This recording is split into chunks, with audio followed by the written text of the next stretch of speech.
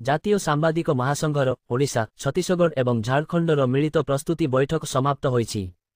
ଜାତୀୟ ପ୍ରେସ୍ ଦିବସ 2025 କାର୍ଯ୍ୟକ୍ରମ ପାଇଁ ମିଳିତ ପ୍ରସ୍ତୁତି ଆଜି ଗୁଗୁଲ ମିଟ୍ ମାଧ୍ୟମରେ ସମାପ୍ତ ହୋଇଛି। ଭୁବନେଶ୍ୱର 26-10 ଜାତୀୟ ସାମ୍ବାଦିକ ମହାସଂଘର ଓଡ଼ିଶା, ଝାଡ଼ଖଣ୍ଡ ଏବଂ ଛତିଶଗଡ଼ର ଜାତୀୟ ପ୍ରେସ୍ ଦିବସ 2025 କାର୍ଯ୍ୟକ୍ରମ ପାଇଁ ଏକ ମିଳିତ ପ୍ରସ୍ତୁତି ବୈଠକ ଆଜି ଗୁଗୁଲ ମିଟ୍ ମାଧ୍ୟମରେ ଅନୁଷ୍ଠିତ ହୋଇଛି।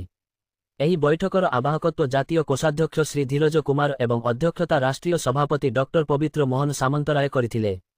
ସର୍ବସମ୍ମତିକ୍ରମେ ନିଷ୍ପତ୍ତି ନିଆଯାଇଛି ଯେ ଜାତୀୟ ପ୍ରେସ୍ ଦିବସ 16 ନଭେମ୍ବର 2025ରେ ତିନୋଟି ରାଜ୍ୟ ଛତିଶଗଡ଼, ଝାଡ଼ଖଣ୍ଡ ଏବଂ ଓଡ଼ିଶାରେ ରାଜ୍ୟ ସ୍ତରରେ ସେମାନଙ୍କ ନିଜ ଜିଲ୍ଲାରେ ସୁବିଧା ଅନୁସାରେ ପାଳନ କରାଯିବ। ଏହି ଅବସରରେ ଜାତୀୟ ସଂଗଠନ ସମ୍ପାଦକ ଶ୍ରୀ ସୁଶୀଲ ଶର୍ମା କହିଛନ୍ତି ଯେ ଏହି କାର୍ଯ୍ୟକ୍ରମ ପାଇଁ ଫେଡେରେସନ ଦେଶର ସମସ୍ତ ରାଜ୍ୟ ଏବଂ କେନ୍ଦ୍ରଶାସିତ ଅଞ୍ଚଳରେ କାର୍ଯ୍ୟରତ ସାମ୍ବାଦିକମାନଙ୍କୁ ସମର୍ଥନ ଏବଂ ମାର୍ଗଦର୍ଶନ ପ୍ରଦାନ କରିବ। ଓଡ଼ିଶାରୁ ଦକ୍ଷିଣ ଜୋନ୍ ସଂଯୋଜକ ଶ୍ରୀ ଭାନୁ ପ୍ରତାପ ନାୟକ, ସନ୍ତୋଷ ପାତ୍ର, ସୀମାଦ୍ରି ରାଓ, ମନୋଜ କୁମାର ଏବଂ ଦୀପକ କୁମାର ସାହୁ ଅଂଶଗ୍ରହଣ କରିଥିଲେ। ଛତିଶଗଡ଼ର ଆଞ୍ଚଳିକ ସଂଯୋଜକ ଶ୍ରୀ ସନ୍ତୋଷ କୁମାର ଯାଦବ, ଗୋବିନ୍ଦ କୁମାର ରାତ୍ରେ, ଅନିଲ ଭଟ୍ଟ ଏବଂ ପବନ ବାଘେଲ ଉପସ୍ଥିତ ଥିଲେ। କାର୍ଯ୍ୟକ୍ରମ ସଂଯୋଜକ ଶ୍ରୀ ତାହିର ଅହମ୍ମଦଙ୍କ ଧନ୍ୟବାଦ ପ୍ରସ୍ତାବ ସହିତ ବୈଠକ ଶେଷ ହୋଇଥିଲା।